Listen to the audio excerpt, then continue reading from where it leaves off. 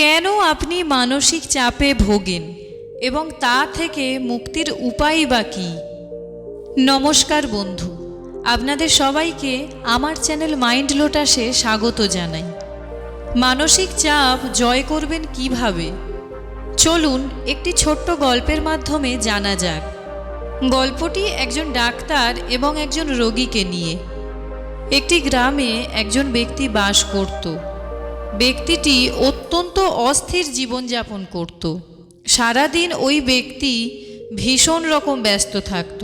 এক মুহূর্ত তার দম ফেলার সময় থাকতো না। সমস্ত কাজ সে নিজেই করত। তার মনে হতো এই কাজগুলো অন্য কেউ করলে ঠিক হবে না, তার মনের মতো হবে না। এর ফলে ওই ব্যক্তি প্রবল মানসিক চাপে তীব্রভাবে ভেঙে পড়ে। কি করবে বুঝতে না পেরে সে একদিন এক ডাক্তারের কাছে গিয়ে নিজের সমস্যার কথা খুলে বলে।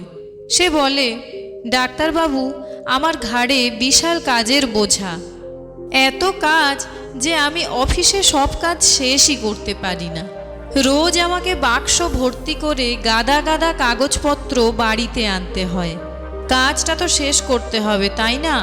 ফল বুঝতে পারছেন, আমি নানা রকম মানসিক চাপে একেবারে জেরবার হয়ে যাচ্ছি। আপনি আমাকে বাঁচান। ডাক্তার প্রশ্ন করলেন, আচ্ছা, আপনি তো সকাল থেকে সন্ধ্যা পর্যন্ত কাজ করেন, ফাইলপত্র তাহলে আর বাড়িতে আনতে হয় কেন? রোগী উত্তর দিল, এ ছাড়া তো আমার আর উপায় নেই, কারণ এই কাজগুলো আমার মতো নিখুঁতভাবে আর কে করতে পারবে?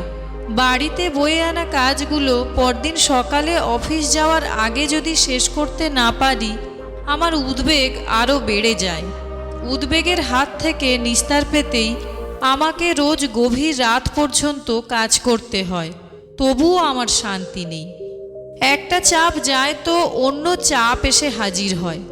দয়া করে আমাকে ভালো করে পরীক্ষা করে দেখুন না, আর কি ওষুধ খাবো বলে দিন।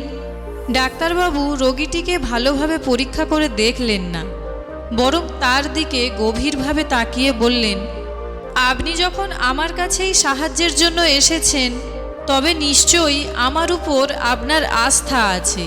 কিন্তু যা যা আপনাকে করতে বলবো ঠিকমতো মেনে চলবেন তো? রোগী বলল, অবশ্যই মেনে চলব। স্নায়ুচাপ থেকে মুক্তি পেতেই তো আপনার কাছে আসা।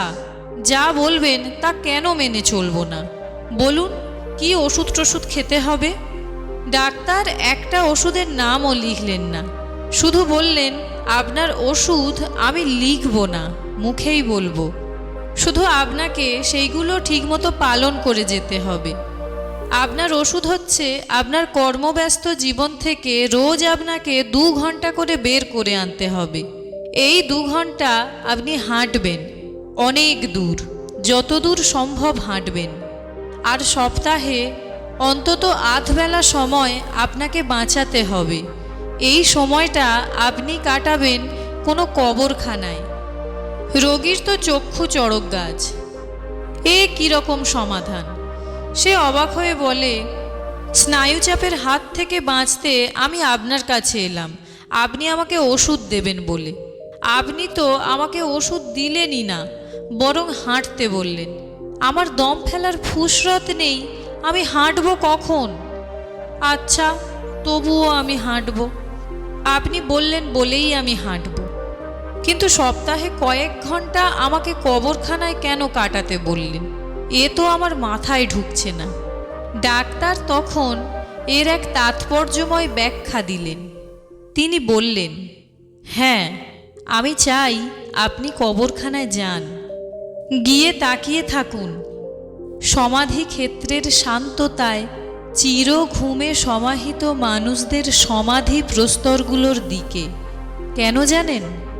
এর কারণ, ফলে আপনি সম্যক উপলব্ধি করবেন যে মৃত্যুর চেয়ে বড় বাস্তব আর কিছু হয় না। মৃত্যু অমোঘ। এ সত্য আপনার মননে অনুরণন তুলবে। ক্রমে আপনি বুঝবেন এবং মানতে বাধ্য হবেন যে মৃত্যুর আগে সমাধিক্ষেত্রে চিরশায়িত মানুষেরাও আপনার মতোই ছিল। তারাও সারা জীবন দিনরাত আপনার মতো কঠোর পরিশ্রম করেছে, ভেবেছে জগতের সব দায় বুঝি তাদের ঘাড়েই ন্যস্ত। আপনার মতো তারাও ভেবেছিল যে তাদের ছাড়া জগতে এক মুহূর্তও চলবে না। আপনার মৃত্যুর পরে আপনিও এদের মতোই কবরের মধ্যে সমাহিত হবেন, আর অন্যেরা কবরখানায় বেড়াতে গিয়ে আপনার সমাধি প্রস্তরের দিকে তাকিয়ে আপনি যা ভাবছেন ঠিক সেই কথাই ভাববে।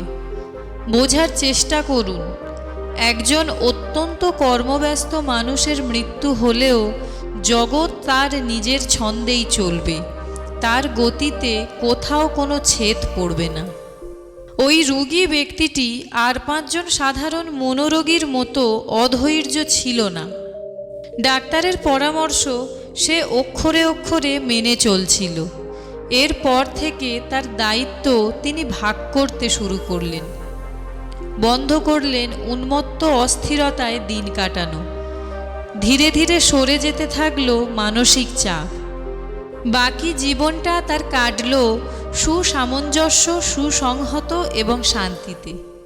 তাহলে বন্ধুরা, মানসিক চাপ দূর করতে নিজের সমস্ত দায় ঘাড় থেকে নামান। আপনার এই অধিক চিন্তায় জগৎ সংসারের কিছু যায় আসে না, এবং আপনি না থাকলেও জগৎ সংসার তার সঠিক নিয়মেই চলবে। সুতরাং যতক্ষণ বেঁচে আছেন সেই সময়টিকে ভালোভাবে উপভোগ করুন, ভালোভাবে বাঁচুন। জীবন খুবই ক্ষুদ্র, তাই যতক্ষণ বেঁচে আছি বেশি ভাবনা চিন্তা করে, দুশ্চিন্তা করে না কাটিয়ে হেসে খেলে আনন্দে জীবন কাটানোই আমাদের উচিত। আশা করছি আজকের এই গল্পটি আপনাদের ভালো লেগেছে। গল্পটি কেমন লাগলো তা কমেন্টে অবশ্যই জানাবেন। আর এই রকম অনুপ্রেরণামূলক গল্প পেতে আমার চ্যানেলটিকে অবশ্যই সাবস্ক্রাইব করে রাখবেন এবং বেল আইকনটি অবশ্যই প্রেস করে রাখবেন, যাতে এই রকম অনুপ্রেরণামূলক ভিডিও আপলোড করার সাথে সাথেই আপনাদের কাছে নোটিফিকেশান পৌঁছে যায়। ভিডিও ভালো লাগলে ভিডিওতে একটি লাইক করবেন এবং মানসিক চিন্তাগ্রস্ত যে কোনো মানুষের সাথে ভিডিওটি অবশ্যই শেয়ার করবেন। দেখা হচ্ছে পরের ভিডিওতে। ভালো থাকবেন, সুস্থ থাকবেন। নমস্কার।